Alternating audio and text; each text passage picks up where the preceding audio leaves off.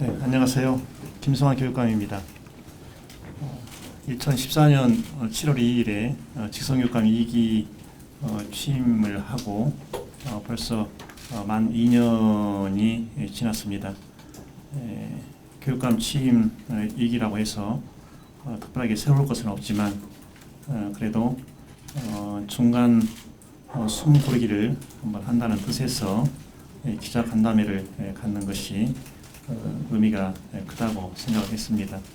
오늘 이 자리에서 참석하신 각 언론사 기자님들께서 어떤 것이든지 질문을 하시면 진실에 입각해서 자세하게 답변을 드리도록 하겠습니다. 감사합니다. 이게 출범하고 난 다음에 2년이 지났습니다. 정일고시입니다. 인공지대인데요. 지난 2년간의 그 평가와 또 교육감님께서 생각을 하셨는데 이루지 못했다는 거, 아쉬운 점들 좀 말씀해 주시죠. 네.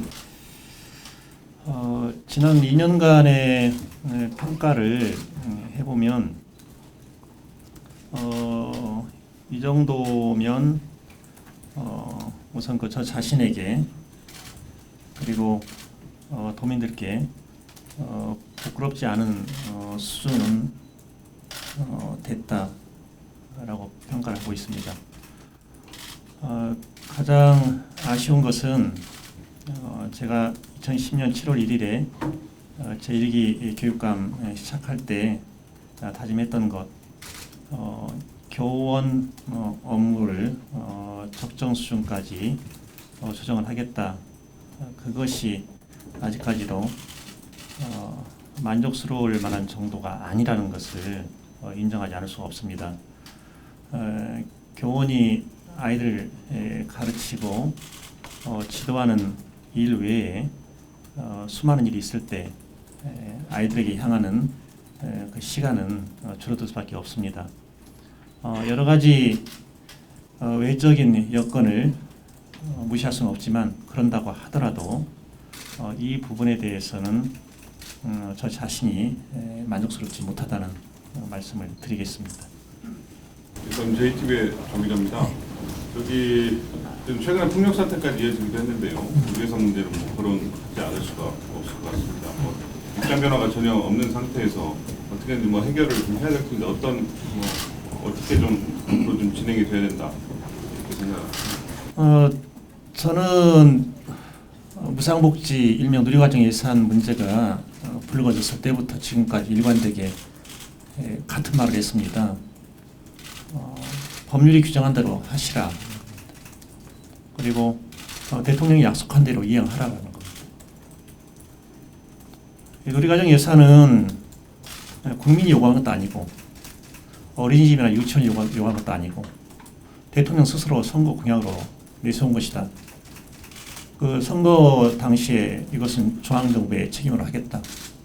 당선된 후에도 중앙정부의 책임으로 하는 것이 맞다. 그럼 그대로 지키면 되는 겁니다. 민주주의의 기본이 신뢰 정치인데 가장 앞장서서 신뢰를 지켜야 되는 분이 바로 대통령입니다. 그대로 하시라는 겁니다. 그리고 현행 법률 규정상 어린이집은 교육부와 시도교육청 관할로 되어 있고 유치원은 교육부와 시도교육청 관할로 되어 있고 어린이집은 보건복지부와 시도 관할로 되어 있습니다. 그대로 하라는 겁니다. 그리고 교육부도 남의 일 가지고 더 이상 고생하지 말고 보건복지부로 일을 다 넘기시라는 겁니다. 그래서 처음 약속했던 것처럼 정부가 어떤 예산을 끌어내서라도 전국에 있는 어린이집, 유치원도 마찬가지입니다. 누리과정은 어린이집에만 있는 것이 아니고 유치원에도 있습니다. 다 그 보전하라 하는 것이 기본 입장입니다. 여기에는 어떤 타협의 여지도 없습니다. 정부에서 한 50% 하면 전북교육청이 한 50% 하겠냐? 그건 타협의 여지 없습니다. 타협의 여지는 1%도 없습니다. 이게는 100%다 정부가 하라는 것입니다. 정보일보 김정표 기자인데요. 예. 누리과정 얘기 나왔고 소통 얘기가 나와서 좀 취지로 말씀드리겠습니다. 또 교육감님이 그 철학이 나온 소신을 가지고 행정을 이끄는 데 대해서 지지하시는 분도 많은데 일각에서는 교육과 너무 갈등을 빚고 있는 게 아니냐. 그래서 결국 그 피해가 수요자들한테 가는 거 아니냐. 이런 시각이 있는 것도 사실인데요. 그에 대해서 어떻게 생각하십니까? 논어에 이런 글귀가 있습니다. 신근어의 의로움에 가깝다면 믿을만하고, 그리고 언가복이야 그 사람의 말은 실행될 수 있지 않겠냐, 이런 뜻입니다. 우리 사회가 가장 부족한 것이 바로 정의로움이고 법 원칙입니다. 이것을 교육감이 여러 가지 어려움을 겪는 것을 각오하고서라도 지켜나가겠다는 겁니다. 실제로 전북 교육감이 중앙정부와 의견 대립이 있다, 그것 때문에 우리 전북에서 자라나고 있는 아이들에게 어떤 해가 돌아가느냐, 저는 그건 또 아니라고 봅니다. 오히려 우리 전북에서 자라고 있는 아이들은 교육감의 일하는 방식을 보면서 사람은 아닐 때는 아니라고 명확하게 말하는 것이다. 이 교육적 가치가 사소한 경제적 가치보다 훨씬 더 크지 않겠냐, 그런 생각을 하고 있습니다. 그러면 그런 의미에서 보면 최근에 그 정교조 미국기 전임자 네. 면직은 과거에 교육감님이 가지셨던 어떤 철학하고는 조금 저희들이 봤을 때는 이해되지 않는 부분들이 있는데. 네, 과거에 가졌던 그 철학을 그대로 밀고 나가면 교육감직은 상실되죠. 교육감직을 상실하고서라도 지켜낼 것, 얻을 것이 있다면 그렇게 할 수도 있습니다. 교육감직은 직대로 상실하면서 전교조 전임자들은 지키지 못하는 그런 결과를 원하는 집단 누구겠습니까? 바로 정권 아니겠습니까? 이 사안은 명백하게 결과가 예견되는 사안이고요. 물론 교원노조법 2조 단서와 같은 법률 조항을 가지고 있는 나라가 OECD에 몇 개나 되겠냐는 겁니다. ILO 회원국가이면서 ILO 규약을 기본적으로 위반하는 대한민국, 그리고 우리나라에 수많은 노조가 있는데 유독 전교조에 대해서만 이렇게 강하게 엄하게 고집을 부리는 정부, 그 정당성을 인정받을 수 있겠냐는 겁니다. 그러나 이런 법률 조항의 이연성에도 불구하고 현재 권력 구조 하에서 이것을 교육계에 있는 사람들의 힘으로 또는 교육감의 힘으로 돌파하기는 굉장히 어렵게 되어 있다는 겁니다. 제 손으로 전교조 전임자들에 대한 직권면직 처분을 하는 그 상태는 아마 제 삶을 두고 그냥 부끄러운 기록으로 남을 겁니다. 그리고 자괴스럽고, 그 점에서 지금 이 순간에도 직권면직을 당하신 전임자들에 대해서는 깊이 미안한 마음을 가지고 있습니다. 이 빚을 어떻게 갚아야 할까, 어떤 것이 인간적인 도리일까 고민을 하고 있습니다. 참고로 예. 지난번에 교육감님 말씀하셨을 때 그 정교조 문제 관련해서 네. 일단 그 시도교육감 대표로 해서 이제 전문 기관 그 노동법 학계랑 그쪽에 이제 의뢰를 했을 때 그쪽에서는 이 문제를 가지고 싸워볼 만하다라는 이제 의견을 구하셨다고. 예, 맞습니다. 예. 그리고 나서 이제 재차 좀 관련 좀 전직 대법관 분들한테도 다시 의견을 구하면서 지금과 같은 답을 얻으셨다고 좀 들었는데, 그중에 그런 부분들이 정교조나 이런 데서도 이게 못한 이런 뭐 우리에게 좀 명분이 없다 이런 게 이제 쉽게 받아들이기 힘든 이유가 좀 그런 점이 아닐까 싶은데, 그러니까 어찌되었든 교육감님이 좀 대표로 해서 의견 구했을 때 노동법 학회나 이쪽 헌법 관련돼서는 이거 충분히 다퉈볼 수 있다라는 좀 의견을 구하셨을 때 왜 또 재차 이런 다른 의견들을 구하신 것들이 어떻게 보면 처음부터 이 문제에 있어서 좀 뭐 해직이라든지 이런 걸 좀 염두에 두시고 좀 하신 결정은 아닌가 뭐 용어를 좀 정확히 쓰시게요. 해직은 아니고 본회사 용어가 직권면직이니까요. 하고 만약에 헌법 해석을 최종적으로 하는 권한을 가지고 있는 헌법재판소가 사건을 맡지 않았다든지 사건을 맡았다라도 지금까지 끌고 있으면 상황이 또 다를 겁니다. 근데 헌법재판소가 교원노조법 2조 단서는 헌법에 위반되지 아니한다, 즉 합헌 결정을 내려버렸습니다. 이 헌재 합헌 결정은 대법원의 판결도 기속합니다. 변화 가능성이 전혀 없는 거예요. 변화 가능성이 전혀 없음에도 불구하고 대법원 판결까지 지켜보겠다. 이것은 나중에 최종적으로 대법원이 볼 때 이 교육감은 여기에 대해서 어떤 처분을 할 의지가 처음부터 없었다. 이런 판단을 받기가 쉽다는 겁니다. 그리고 작년에 그 세 기관의 자문 의견서를 의뢰했을 때 그때는 아직 헌재 판단이 나오지 않았습니다. 저희 수영 기자입니다. 아까 예. 그 전교조 직권분식 하신 부분에 대해서 다음 주보다 이시 좀 있는 것 같다고 말씀하셨는데 네. 그러면 차후에 뭐 이제 해당 법상이나 그런 거에 이제 제재가 되지 않는다면 그분들과 함께 가실 수 있다라는 뜻으로 해석을 해도 될까요? 그분들이 어떻게 생각하든지 상관없이 저는 그분들과 정신적 유대감을 계속 유지를 하고 있다는 말씀을 드리고요. 그리고 또 이렇게 교육감이라는 자리는 어떤 상황에서도 교원들을 보호해야 되는 그런 자리입니다. 교원들이 교육감을 상대로 무슨 행동을 하건 상관없이 교육감은 자신이 맡고 있는 그 책무를 제대로 이행을 해야 한다는 것이죠. 그 점에서 앞으로도 이게 교원들을 보호하는 그런 일을 계속할 것이고 모르겠습니다. 또 이제 여러 가지 상황 변화들이 있으면 그 상황 변화에 맞게 또 다른 구상을 해야 되겠죠. 네, 정중한 정치입니다. 예. 상위법을 위반하는 명이 판을 치고 있는 현실이 좀 안타깝긴 한데 이걸 이겨 나가기 위해서는 어쨌든 교수학으로서는 어쨌든 정치권하고 또 여소야대가 지금 있지 않습니까? 이걸 좀 풀어갈 수 있는 어떤 다른 대책이 있나요? 제가 개별적으로는 그 국회의원들 접촉을 하고 있습니다. 접촉을 하고 있고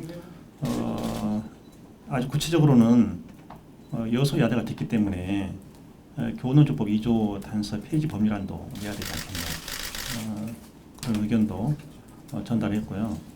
앞으로도 국회의원 접촉은 계속 할 생각입니다. 할 생각이고 근데 이번 20대 국회에 들어와서 이렇게 보니까 19대 때보다는 제가 접촉할 수 있는 여지가 더 넓어진 것 같아요. 부드럽게 언제든지 만날 수 있는 분들이 좀 폭이 넓어져서 19대보다는 훨씬 더 수월할 것 같습니다. 그리고 그런 것에 대해서는 뭐 언제든지 그 의견을 또 듣고 싶다는 분들이 많이 계시기 때문에 그건 가능할 것 같습니다. 지금 교육감들하고도 어떤 좀 연대가 될 가능성이 큰 것 같아요. 저기 이제 교육감님들과의 관계도 이제 개인차가 있습니다. 제가 일기 때 2011년, 12년 이때부터 썼던 말이 있죠. 나에 대해서 진보 교육감이라고 부르지 마시라고. 교육관은 내 이데올로기는 진보도 보수도 아니고 오직 아이들이라고. 그게 아마 2011년, 12년 이후부터 시작했을 겁니다. 그 확신은 지금도 변함이 없습니다. 저는 오로지 아이들밖에 없습니다. 이데올로기 제 머릿속에 없습니다. 근데 교육감들 사이에 이렇게 좀 편차가 있는데 이제 다행스럽게도 그 중에서는 늘 사안이 있을 때마다 뭐 하루가 멀다 하고 이렇게 전화를 주고받고 의견 조율하고 이제 그런 분들 계시고요. 그만큼 개인적인 신뢰가 많이 쌓였다는 것이죠. 요즘에는 그런 의견 조율하는데 많이 좀 수월함을 느끼고 있습니다. 그 진보를 떠나서 좀 이렇게 좀 어느 정도 마음이 좀 이렇게 합치가 이루어진다는. 예, 뭐 세상에서 뭐 진보 보수 나누지만 이제 세상이 구분하는 그 보수 쪽에 속하는 교육감이라 하더라도 저와는 그 진솔한 이야기들을 많이 하거든요. 현실적인 부분에서. 네, 그렇습니다. 고민도 이야기하고 그러십니다. 네, 세든복 신문 김영문인데요. 네. 협치에 대한 부분 하나 하고 거기에 대한 생각하고 그다음에 성향이 다르면 교육 정책도 많이 바뀌게 되잖아요. 예. 그러면 진보적인 부분에서 쭉 꾸준히 이어가려면 시간이 좀 필요한데 삼선도 생각을 하고 계시는지. 네. 두 가지요. 그 협치가 그 거버넌스잖아요. 거버넌스고 그 용어가 나온 지는 사실 역사는 길지는 않고요. 그 전에 나왔던 용어는 거버먼트고 통치 지배인데 그 수직 관계에 서 있는 통치 지배만 가지고 안 된다는 것이 더 이상 시대 변화 자체가. 그래서 나온 것이 거버넌스인데 이 협치의 개념에 대해서도 딱 이례적인 해석의 여지가 없는 그런 개념 이해는 안 되는 것 같아요. 우리나라만 그런 것이 아니고 다른 나라도 마찬가지고. 근데 확실한 것은 기존의 그 공적 구조만 가지고 공적 의사결정을 하는 것이 아니라 또 사적 영역에서도 들어와서 그 의사결정 구조 속으로 들어가서 함께 일하는 거. 이걸 이제 우리가 일반적으로 협치라고 이해할 수 있을 겁니다. 그 협치는 우선 이제 아무리 기관장이 협치의 의지를 가지고 있다고 하더라도 그것이 현행 실정법의 테두리를 넘어서면서 협치는 할 수 없는 것이 일단 그 틀에서 하는 것이고, 그리고 그 협치를 할 때도 협치에 들어오는 그 외부 영역, 시민사회 영역, 언론 영역 이런 들어올 때도 그 가능성과 한계 이것을 그냥 동시에 읽으면서 들어오는 게 굉장히 중요한데 제가 실제로 한 6년 일을 해보니까 이 부분에 대한 경험이 짧아서 그런지 아직 그 선을 정확하게 이해를 못하는 것 같아요. 여기까지는 우리가 할 수 있고 때로는 아주 강하게라도 의사 관철을 요구할 수 있다. 그러나 여기서부터는 안 된다. 그런 것까지는 안 되는 것 같거든요. 그럼 어떻게 할 거냐? 그럼에도 불구하고 이 협치의 길은 계속 걸어야 된다. 그것이 국가 공동체 전체 발전을 위해서 필요한 것이다 생각합니다. 그 다음에 3선에 대해서인데요. 이 교육감이 일하는데 가장 결정적으로 크게 발목을 잡는 것이 있다면 그게 뭘까? 이 교육감 머릿속에 차기가 있다는 겁니다. 그때부터 눈치 볼 수밖에 없고 계산하고 그래서 행동도 비굴해지고 그러면 정작 해야 될 일은 제대로 못하고 엉뚱한 일을 하게 되고 이러면서 교육계가 안정성을 잃고 힘들어지는 거 아니겠냐 하는 거예요. 저는 지금 이 순간에도 당신 자유롭냐라고 물어보면 자유롭습니다 이렇게 말을 합니다. 나는 자유롭습니다. 왜 그런가? 머릿속에 없습니다.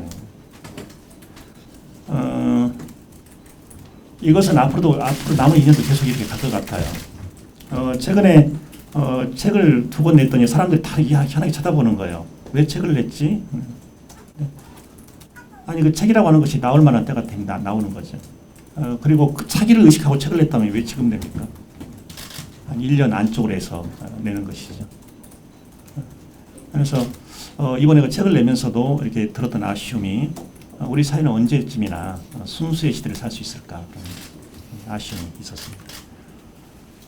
그동안 보면은 지금 교육감이 가장 괴롭혔던 것은 뭐 정부 말고 그러면 사립학교 문제였던 것 같아요.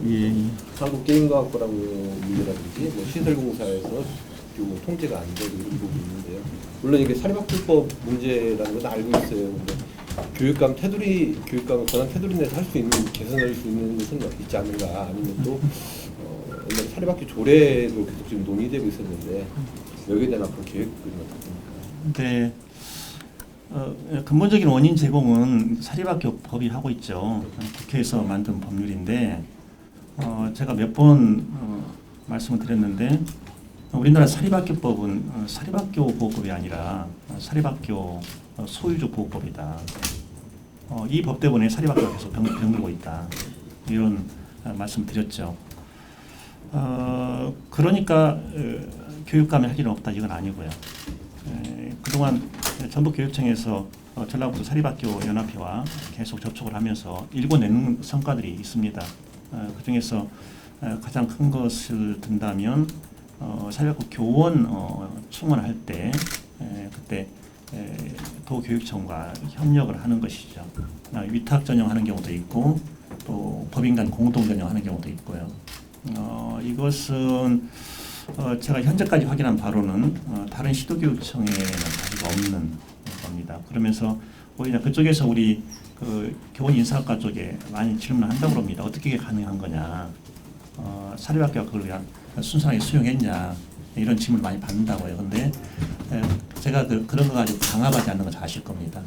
계속 권고를 하고 대화를 하고 이러면서 여기까지 지금 온 것이거든요. 그래서 이것은 이제 앞으로 더 확대될 수 있을 것 같아요. 그리고 바로 이것 때문에 그 사립학교 교원들의 그 자존감도 상대적으로 많이 높아지고 있다고 생각하고요. 그다음에 시설 문제에 대해서는 시설은 우리나라 단위학교 시설뿐만 아니고 우리나라 자체가 이 시설에 대해서는 그러니까 부끄러운 수준인 것 같아요. 건물 한 번 만들면 개인 집도 400년, 500년 견디는 그런 미국이나 유럽 쪽 건축과 비교해 보면 우리나라는 한 40년만 지나면 이제 노화돼서 철거된다 이런 말이 나오는 것 일상적으로 아무 문제 의식 없이 그런 풍토이지 않습니까? 이런 풍토에서 사립학교 시설공사 이 부분에 대해서 그동안에 충분히 관리 감독했다고 말할 수는 없습니다. 그런데 저는 이 부분에 대해서도 최소한 우리 전라도 사립학교에 대해서는 좀 긍정적으로 기대를 합니다. 지금 전북에서 일어나고 있는 교육개혁의 바람 이것을 이런 사립학교도 잘 이해를 하고 있고 가능하면 함께 가려고 한다. 그런 분위기가 만들어져 있기 때문에 그리고 강압적으로 이렇게 하지 않더라도 잘 협력할 걸 생각합니다. 최근에 그 완주에 있는 한국게임과학고 그 문제가 있는데 그 사안도 사실 그 기존의 사립학교법으로 처리할 수가 없습니다. 실소유주인 학교장이 구속이 됐죠. 유죄 확정 판결을 받았는데 그런 상태에서도 현행 사립학교법을 문자적으로 해석하면 거기서 끝나게 되어 있습니다. 그래서 여기서 끝나는 게 참 어렵지 않냐. 그래서 교육부에 실무자를 통해서 질문을 해봤더니 교육부도 더 이상 할 수 있는 수단이 없다 이렇게 나왔던 겁니다. 그래서 제가 그 사안을 이렇게 들여다보다가 학교장이 이렇게 막대한 공금을 횡령하는 동안 이 해당 학교의 법인은 뭐 했냐 이 부분에 착안을 하게 된 겁니다. 그래서 그 법인 이사들에 대한 감사도 한번 해보자. 그래서 거기서 관리 감독을 제대로 하지 못한 그 하자가 발생해서 그걸 사유로해서 그 학교 법인의 이사장과 이사 승인 취소를 했고 거기서 새로운 명단을 보냈지만 우리는 그 명단에 대해서 승인 거부를 했던 겁니다. 현재 사학분쟁 조정위원회에 이 사건이 들어가 있고 현재 그 심리를 진행하고 있습니다. 우리는 관선이사 명단을 이미 사학분쟁 조정위원회에 전부 제출한 상태입니다. 이 부분에 대해서는 제가 우리 그 지역 언론에도 정말 부탁을 드리고 싶은 게요. 끝까지 좀 치밀하게 추적을 해주시면 좋겠다는 겁니다. 만약에 이런 선한 의지가 굴절이 된다면 어디서 굴절되는 건지 이게 도교육청 그리고 특히 교육감의 의지가 꺾인 건지 아니면 다른 외부 요인이 있는 건지 이런 것들을 좀 면밀하게 추적을 하면서 완주게임과학고가 정말 학생들을 위한 학교로 완전히 뿌리내릴 수 있도록 좀 도와주시면 좋겠다는 말씀을 드리겠습니다. 취임 2기 이제 20년이지 않습니까? 그러면 그 성과 지금 뭐 자료를 보긴 했는데 너무 이게 좀 방대하고 그래서 교육감님께서 이것만큼은 내가 진짜 역점적으로 해서 잘 됐다 자부할 수 있는 말은 한 두세 가지만 더 소개해 주시죠. 깨끗해졌다. 물이 바뀌었다. 탁한 물에서 맑은 물로 바뀌었다. 교육 청렴 이거 들 수 있고요. 그리고 아이들의 삶이 많이 즐거워졌다 하는 겁니다. 그런 사례들이 너무나 많아서 오직이 즐거우면 어느 초등학교는 아이들이 졸업을 하지 않겠다고 떼를 쓰고 그리고 여러 학교들에서 아이들이 학교 끝났는데 집에 안 간다고 떼를 쓰고 그래서 이걸 이제 총칭하는 그 슬로건으로 아침이 행복한 학교, 저녁이 자유로운 학교 이걸 우리가 사용하고 있습니다. 다음에 세 번째로 든다면 교원 그리고 교육행정직 이런 분들이 이제는 조금씩 일할 맛이 난다. 내 자리에서 내 소신껏 내 권한을 행사하면 나는 보호를 받고 또 내가 일하는 보람을 느끼고 때로는 지금까지 이 자리에서 아무도 하지 못했던 그런 창의적인 일을 내가 할 수 있다. 예, 그런 거 자존감을 높여주는 것 한 3가지로 압축해서 말씀드릴 수 있습니다. 공약 사업 중이 공약이 많지 않습니까? 공약을 이제 뭐 발표를 하셨는데 근데 공약 사업 중에서 이 사업은 내가 몇 % 진행했고 이건 좀 잘한 것 같다 이런 부분을 좀 하신다면은 이익이 들어와서 가장 앞세웠던 것이 안전한 학교 만들기였습니다. 그것은 2014년 4.26 세월호 참사가 큰 계기를 만들었던 것이고요. 그 안전한 학교 만들기는 단순하게 아이들의 그 생명, 신체, 건강, 또 이동 이것의 안전만을 말하는 것이 아니고 그 교사들, 교원들의 안전, 특히 교원 상처 치유하는 이런 것들 그것도 거기에 포함되고요. 그래서 그런 학교를 만드는데 어느 정도 성공을 했고 또 최근에 이제 다른 기관에서 여론조사한 것을 보니까 전북 도민의 만족도 중에 가장 높은 것이 바로 안전한 학교 만들기 이것으로 나와 있습니다. 그래서 이 부분은 어느 정도 성공했다고 생각합니다. 키브로드 박원기 네. 기자인데요. 지금까지는 뭐 지난 2년 성과 그리고 어떤 정보를 좀 설명해 주셨는데 앞으로 이제 2년 남았잖아요. 네. 그때는 이제 어떤 것들도 중점적으로 해 나가실 건지 어차피 뭐 다 정책들이 이루어지는 것이긴 하겠지만 어떤 것에 좀 더 비중을 두고 마무리 2년을 또 해 나가실 건지. 네. 우리 학교 문화가 많이 바뀌었지만 더 좀 바뀌면 좋겠습니다. 그 학교 문화는 민주적인 문화로 수직적 문화에서 수평적 문화로 일방 문화에서 쌍방 문화로 그리고 침묵이 흐르는 문화가 아니라 대화가 있는 문화로 이렇게 바뀌면 좋겠습니다. 그래서 학교 공동체 내에서의 행복은 누구나가 누려야 할 가치로 서로 인정하고 존중해주는 그런 모습으로 더 좀 바뀌면 좋겠다 그런 생각이고요. 그다음에 아이들에게 배움과 성장이 굉장히 중요하지 않습니까? 그것을 위해서 교육청도 있고 학교도 있는 것이고요. 어떻게 하면 아이들이 그 어려운 교육 과목도 이렇게 즐겁게 웃으면서 공부할 수 있도록 할 것인가 이것에 많이 관심을 두고 있고 그래서 금년부터 초등학교의 경우는 그 성장평가제를 도입해서 지금 활용하고 있습니다. 성장평가제에 대해서 처음에 약간 우왕좌왕하는 것도 있었지만 시간이 흐르면서 그게 많이 자리를 잡아가고 있습니다. 성장평가제에 대해서 도교육청에서 지침 없다는 거 아실 겁니다. 그럼 어떻게 할 거냐? 도교육청이 성장평가제 정책을 전면에 내세우기 전에 이미 여러 학교에서 성장평가제를 하고 있었습니다. 그래서 그런 거 또래 교사들이 교사들 앞에 가서 컨설팅도 하고 강의도 하면서 자꾸 그걸 확산시키는 그런 일을 할 겁니다. 그래서 이 성장평가제가 하나 예고 또 아니라 참학력을 길러내는 거 이것을 단순하게 점수 몇 점 이게 중요한 게 아니라 한 번 배운 것을 평생의 삶으로 이어갈 수 있는 그런 능력을 길러주는 것 특히 21세기, 22세기를 살아가야 될 인간들에게 가장 필요한 것이 생태적 세계 시민주의 이런 것을 길러내도록 노력하는 것이 중요하다고 생각하고 있습니다. 경기도 교육청이 야자 폐지했는데요. 예. 아까 교육감님께서 저녁이 자유로운 학교 말씀하셨지 않습니까? 네. 그러면 우리도 폐지하는 건가요? 어제 그러지 않아도 서울에 갔더니 그 질문을 하더라고요. 전라북도도 야자 폐지하는 거냐고. 그래서 우리 전라북도는 벌써 한 3, 4년 전부터 보충학습과 야자는 학생들의 자유로운 선택권을 맡겨달라고 했고 계속 하고 있다고. 그런데 제대로 되고 있는 건 아닙니다. 이렇게 말했습니다. 공립과 사립도 차이가 있고요. 워낙 오랫동안 이제 그런 의식이 지배하고 있죠. 아이들은 학교에 오래 머물수록 공부를 많이 하고 공부를 잘한다. 결국 과학적으로 증명된 것도 없고 그럴 리도 없지만 주장을 합니다.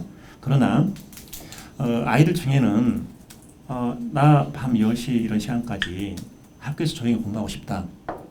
그것도 교실에서 집에서 아니면 마을 도서관에 공부하는 것보다 학교 교실이 훨씬 안정적이다. 그런 아이들이 또 제공해야 되지 않겠습니까? 그래서 우리는 야자 폐지라는 말은 앞으로 안 나올 겁니다. 안 나오고 아까 말씀드린 것처럼 학생들의 자유로운 선택권에 맡겨주라라는 게 우리 기본 정책입니다. 교육부와의 가장 큰 시각차가 뭐라고 보세요? 제가 그 교육부를 바라보면서 어떤 그 분노감 이거보다도 안쓰러움이 참 많아요. 그래서 어떤 안쓰러움인가, 국민들이 그리고 전국의 교원들이 아이들이 이 교육부만 쳐다보면 감동이 일어나는. 교육부가 있기 때문에 대한민국 교육이 이렇게 건강하게 선다. 그리고 이 교육부가 있기 때문에 우리 아이들의 삶이 행복하다. 더 행복해질 것이다. 이런 느낌과 기대감이 있어야 되는데 지금 대한민국 교육부에는 그런 것이 없단 말이죠. 그리고 학교 교사들도 교육부에서 뭔가 정책을 발표하면 바짝 긴장을 합니다. 이번에는 뭘로 괴롭히나. 그런 점이 굉장히 안쓰럽다는 거예요. 이게. 교육부 공무원들 머릿속에 이것이 없는 것 같아요. 아니면 약하던가. 무엇이 아이들의 배움과 성장에 더 도움이 되는 것인가? 무엇이 교원들의 가르치는 그 삶에 보람을 줄 수 있는 것인가? 여기만 집중한다면 지금처럼 전북교육청이나 다른 교육청과 충돌할 일도 별로 없을 거라 생각합니다.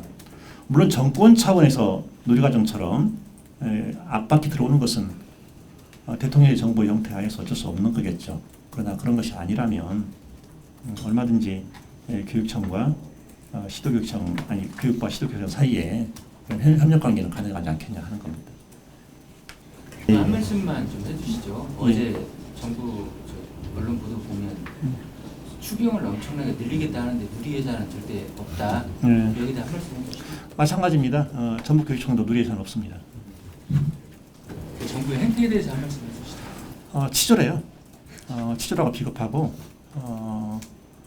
이 법과 원칙이라는 말도 자기들이 헌법 질서를 유린할 때는 법과 원칙을 쓰고 국민들 압박하고 협박할 때 법과 원칙을 쓰고 그리고 정작 필요할 때는 법과 원칙 유린하고 이런 통치 행태를 계속 보이고 있거든요. 좀 깨끗하고 당당한 그런 정의로운 그런 정권을 좀 남아주면 좋겠어요. 앞으로 지금 2년도 못 남았는데 이 세월을 어떻게 할 건지 좀 안쓰럽네요. 올해부터 자유학기제가 시행됐어요. 예. 1학기 때 올해 중학교 같은 경우는 1학기 별로 안 하고 2학기 때 집중적으로 듣는데 거기에 대한 뭐 안전 대책이나 네, 뭐 학교 안전에 대해서는 아까 제가 말씀드렸고요. 이제 안전에는 크게 문제가 없을 거고 이제 계속 그 부분은 들여다볼 것이고요. 필요한 것이 있으면 또 그때 채워 나갈 겁니다. 그런데 중요한 것은 이 자유학기제가 뭐냐 여기에 대한 기본 인식을 과연 교육부가 정확히 하고 있냐, 전국의 시도교육청 단위학교들이 정확히 하고 있냐라는 겁니다. 이 자유학기제를 한마디로 딱 말하라 그러면 뭐라고 말할 수 있겠냐는 거예요. 그것은 수업 개선입니다. 지금까지 해오던 그 폐쇄된 공간 내에서의 수업이 아니라, 그러니까 학교 안에서도 학교 밖에서 모든 것을 교육 공간으로 삼아서 아이들이 배우게 한다는 거거든요. 그러면 그 과정을 통해서 아이들이 자신의 적성을 확인하고 그리고 자신의 길을 찾아 나가도록 하는 것이, 이것이 자유학기제의 본질이거든요. 한 학기로 할 거냐 두 학기로 할 거냐, 이것은 사실은 교육부가 개입할 일이 아니라고 저는 봐요. 자유학기 기간 동안에 중간시험 기말시험 어떻게 할 거냐, 이것도 교육부가 할 일이 아니라고 봐요. 단위 학교에서 그 학교에 맞는 걸 할 거라는 거예요. 그 단위 학교에 대한 신뢰를 주지 않고 교육부가 이런 것까지 깨알지침을 내면서 하겠다. 이런 교육부는 지금 이 시대가 요구하는 교육부는 아니라고 저는 생각을 합니다. 그리고 전북 교육청에서는 자유학기제는 원칙적으로 각 단위 학교에 자유를 맡기고 있습니다. 여기에 대한 감사 뭐 따로 할 필요도 없고요. 이상으로 기자 간담회를 마치겠습니다. 고맙습니다.